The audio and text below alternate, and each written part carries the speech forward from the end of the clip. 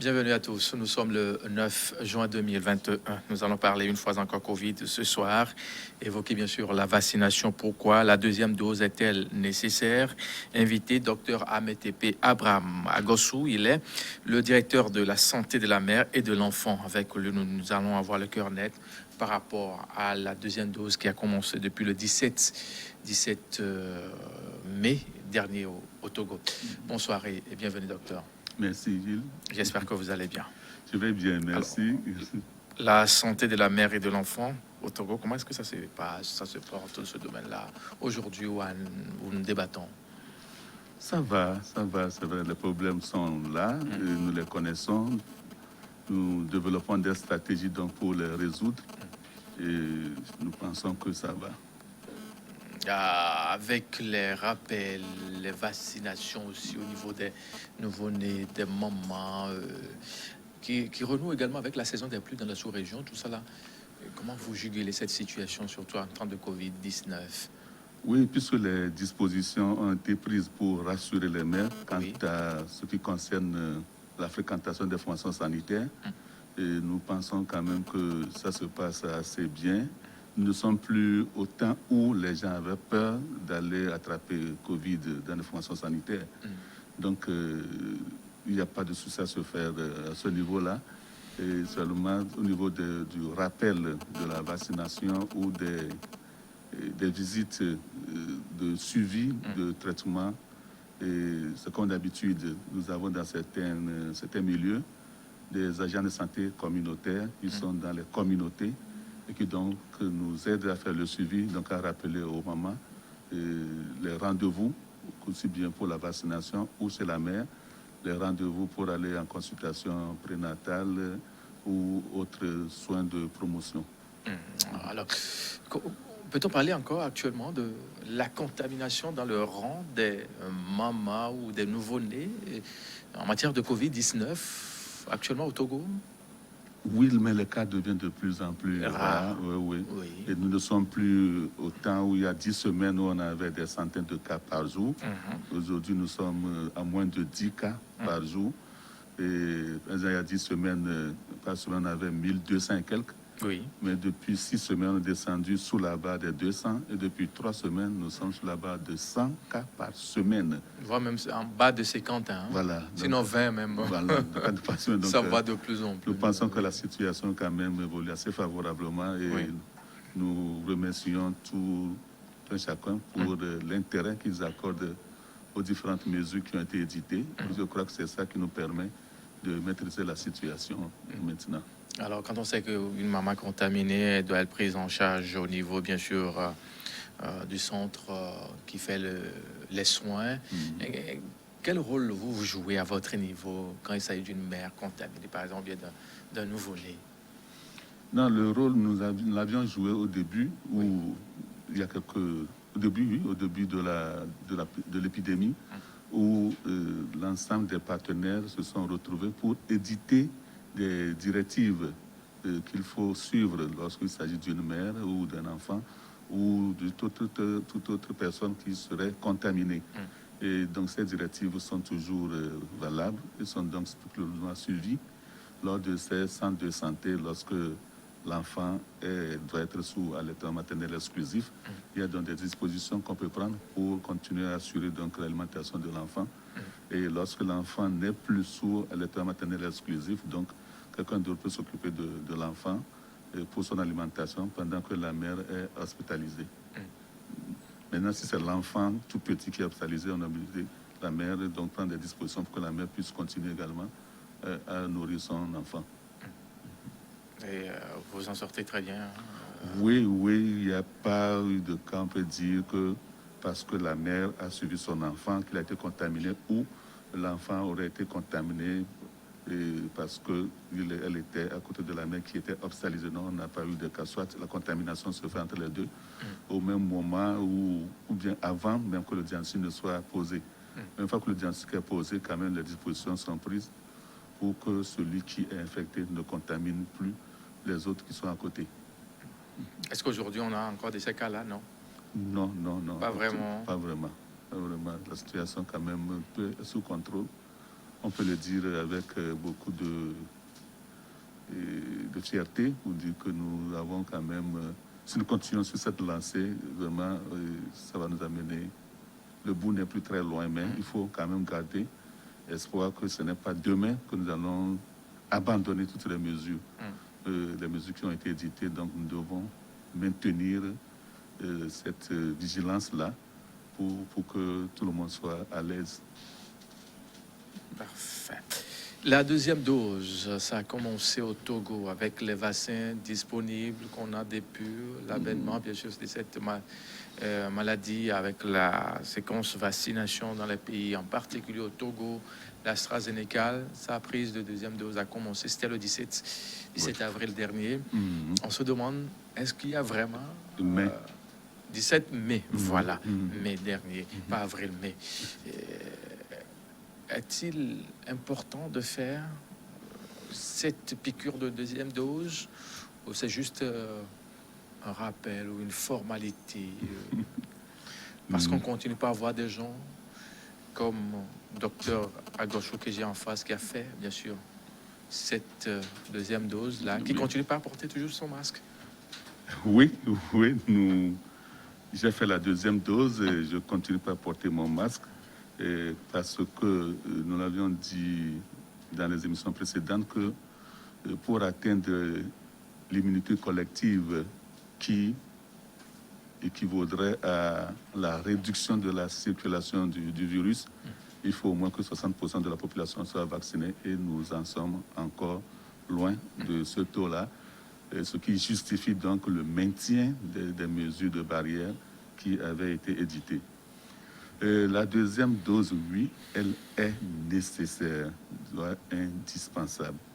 Pourquoi donc oui, parce que comme les autres vaccins, quand nous prenons le vaccin, le calendrier vaccinal des enfants, par exemple le pentavalent, il faut 3 doses pour que l'enfant soit... Le pentavalent, le vaccin contre la diphtérie, la coqueluche. Ah oui. Voilà. C'est vieux ça, on n'a plus vraiment. Avant c'était 3, maintenant c'est 5. Donc c'est 5 ans. Il faut 3 doses. Ça continue toujours ce vaccin-là? Bien sûr, nous continuons. À la naissance, il faut le faire. À la naissance, le BCG. 6 semaines après, on commence donc la première administration. Et toutes les 4 semaines, jusqu'à ce que l'enfant ait les 3 doses pour être considéré comme protégé, immunisé contre les maladies qui sont visées. Donc les fabricants des vaccins que nous utilisons, AstraZeneca et Pfizer, il faut donc une deuxième dose. La deuxième dose n'est pas juste comme la somme 1 plus 1 égale 2, non. La première dose confère donc une immunité qui protège essentiellement contre les formes graves. La deuxième dose vient renforcer donc cette immunité et selon certaines études, réduirait même les formes mineures, même les formes asymptomatiques. Et donc c'est la deuxième dose qui permet de garder l'immunité de la personne assez longtemps pour protéger contre ce virus. La première dose donne une certaine immunité, mais elle ne dure pas. Il faut donc renforcer cette immunité par une deuxième dose qui permet donc de garantir une certaine protection pour un temps assez durable. Mais il faut quand même un temps pour également faire cette deuxième dose. Et selon les études, les fabricants, il faut au moins 8 semaines à 12 semaines entre les 2 injections. Et certains vont même jusqu'à 15 semaines pour administrer donc la deuxième dose. Alors, on sait que ça a commencé cette deuxième dose-là depuis le 17. Le bilan à mi-parcours, parce que selon les informations, au plus 1 mois ou 1 mois et demi, ça va finir pour qu'on renoue avec ceux-là qui n'ont pas encore fait la première dose. Et oui, et jusqu'au 6 juin dernier, donc dimanche dernier, nous avons donc 67 751 personnes. 67 751 personnes qui ont donc pris la deuxième dose. Je rappelle donc pour la première dose, il y avait 270 784 personnes qui a pris la première dose. C'est vrai, par rapport à la deuxième dose, ça va beaucoup plus lentement, mais je crois que ça avance quand même. Alors, qui sont ceux-là qui sont beaucoup plus concernés à l'heure où nous débattons? Oui, comme on avait commencé, puisqu'il faut un temps entre les deux administrations, donc ça a été progressif aussi. La première dose, on n'avait pas vacciné tout le monde, les 270 personnes là, en une semaine. Ça a pris du temps, donc chaque fois que une personne qui est vaccinée atteint les 8 semaines après la première administration, la personne donc est invitée à aller prendre la deuxième dose. Donc, comme on avait commencé par les agents de santé, cette deuxième dose également avait commencé donc par les agents de santé pour respecter donc le délai entre les deux administrations, les deux doses. Et je rappelle quand même qu'actuellement, avec le rappel, le vaccin Sinovac qui est arrivé, donc le Sinovac est là, on sait que le vaccin, il y a Pfizer, oui. Sinovac, Johnson & Johnson qui est aussi attendu dans les tout prochains jours. Oui. Donc les étudiants des deux universités de Lomé et Cara, sont actuellement en train de prendre donc leur première dose donc avec le vaccin Sinovac. Ah oui, ça a commencé, hein? Oui. Dans les universités. Dans les universités, oui. Vacciné à l'université de Lomé, autour de 60 000, 65 000 étudiants. Oui. Et aller à Cara également. Et puisque nous avons le Sinovac, nous avons 200 000 doses de Sinovac, donc je crois que c'est largement suffisant quand même pour couvrir. On peut faire les deux doses, oui. Jusqu'à avoir un petit récent. Oui. Alors, à l'intérieur du pays, comment est-ce que ça se passe? À l'intérieur du pays, bon, ça se passe bien. C'est vrai que les rumeurs persistent encore, comme la première dose, où les gens pensent que la deuxième dose n'est pas nécessaire ou amplifierait ce qu'on avait reproché à la première dose. Donc les gens ne manquent pas d'imagination. Quelqu'un m'avait envoyé un truc la dernière fois où la personne a posé son téléphone sur le bras et le téléphone est resté collé sur le bras. Oui, ça circule sur voilà. les différentes plateformes. Alors je me dis, ça n'a pas de sens. Le vaccin qu'ils incriminent, c'est ce vaccin que moi-même j'ai pris. Vous avez fait aussi ce test-là, vous aussi? Bon, justement, quand j'étais à la maison, les enfants commençaient pas à dire, papa, voilà, sans que le téléphone, le vaccin retient le téléphone. J'ai dit, bon, prends le téléphone, pose-le sur mon bras et regarde ce qui va se passer. Le téléphone est tombé. Et voilà, donc ce n'est pas... Vous avez fait l'exercice, voir si ça peut... Pas pour moi, mais pour ceux qui poussent les enfants, commencer, voilà. On commence pas à dire, oui, voilà... C'est quand même normal quand on doute un peu. Hein. Oui, c'est normal. Bon, c'est vrai. Donc des choses comme ça qui circulent... Malheureusement, celui qui m'a envoyé ça, je lui ai dit, mais toi, tu as fait la première dose, pourquoi tu ne sais pas sur toi? Il dit, non, il semble que c'est la deuxième dose qui provoquerait cet effet-là. J'ai dit, ok. Donc ce n'est pas vraiment réaliste.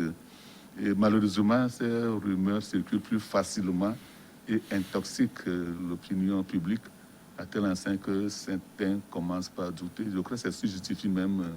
le maintien de ces émissions que nous faisons depuis des mois, mais nous continuons par le faire pour lever le doute dans les esprits qui sont enclins à croire à ces rumeurs-là. 67 000 et quelques de vaccinés. Est-ce possible d'avoir le même chiffre comme à la première prise, au premier tour? Oui, c'est parce qu'il y a toujours ce doute-là. Les gens ont commencé par... Oui, il y a toujours ce doute, malheureusement, il y a toujours ce doute. Je dirais que les fabricants de rumeurs ne manquent pas d'imagination pour attirer l'attention sur leurs propos. Et malheureusement, oui, mais je pense que ça avance, surtout lorsque certains faits peuvent être facilement démontables. Cette histoire de téléphone qui colle, il suffit seulement de voir quelqu'un qui a déjà été vacciné. Demain, le téléphone, là, voir que le téléphone tombe, ça veut dire donc que ce que l'autre avait dit ne tient pas la route. Donc, heureusement pour nous, certains faits sont facilement démontables et donc ils peuvent donc contribuer à rassurer l'opinion publique pour qu'ils aillent chercher leur deuxième dose. Malgré les rumeurs, quand même, quand vous allez dans des centres, moi j'ai pris ma deuxième dose à l'hôpital Kondji, le jour quand je suis allé, il y avait une foule énorme qui cherchait... Dans la zone du Frérot Jardin. Voilà, Oui. le Frérot Jardin, oui, il y avait une foule énorme qui attendait pour prendre la deuxième dose, malgré les rumeurs, oui. Mais le constat semble être un peu différent quand vous allez, par exemple, au stade de Kégué. Oui, par endroit. C'est pas vraiment ça. Oui, par endroit, c'est vrai. C'est vrai, c'est pas par endroit, oui. Mais le jour-là même, j'étais surpris de constater que... Et puisque vous-même vous dites souvent sur les antennes, pas à vous, docteur Agossou seul, mais avec d'autres collègues, que c'est parce qu'il y a la vaccination que les chiffres ont drastiquement baissé. Les gens ont cru que, bon, avec la première dose, c'est déjà moins inutile d'aller faire le rappel ou de la deuxième dose. Non. Malheureusement, je ne sais pas pourquoi les gens n'ont pas compris ça, puisque nous avons ceux qui ont comme des enfants, nous avons des enfants ou nous avons des frères, des petits frères, et nous savons que ils sont très peu ces vaccins qu'on a dit en une fois. Les vaccins des enfants, sauf la rougeole qui est administrée en une fois, ou le vaccin contre la méningite, mais les autres vaccins, il y a toujours des rappels. Des rappels donc, qui permettent de consolider l'immunité et de dire que l'enfant est protégé. Donc je crois que c'est la même chose pour les vaccins que nous avons. En tout cas, nous suivons toujours les instructions du fabricant qui dit que pour atteindre l'immunité et donc être considéré comme protégé, il faut donc répéter la dose. Il y a une question qui m'a souvent été posée sur cette plateforme-là que je vous pose, que vous allez garder. Charles Zouma, avant qu'on aille à la pause, revenir. Alors où nous sommes dans le cadre de la riposte contre cette maladie avec la vaccination, est-ce qu'on doit parler normalement du vaccin ou du sérum? Alors, une réponse qu'on aura, bien sûr, juste après le journal, dans la deuxième partie de cette émission, une pause, et on se retrouve dans une dizaine de minutes. À très vite.